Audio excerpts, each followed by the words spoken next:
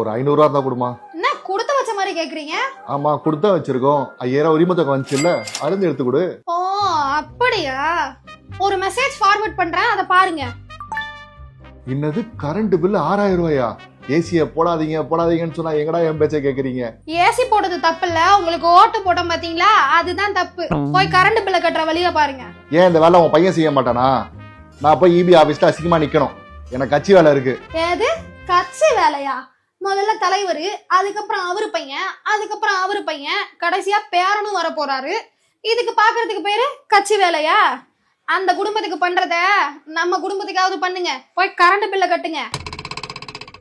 எனக்கு ஒரு ஆசை, ஐயா இந்த ஐயாவையும் அடுத்து முதலமைச்சர் ஆகிட்டு. ஆனா இப்ப யாருன்னா ஐயா உதயநிதியுடைய பையன், எங்க தளபதி மு.க. ஸ்டாலின் பேரன், அவர் இந்த நாட்டுக்கு முதலமைச்சர் வருவார்.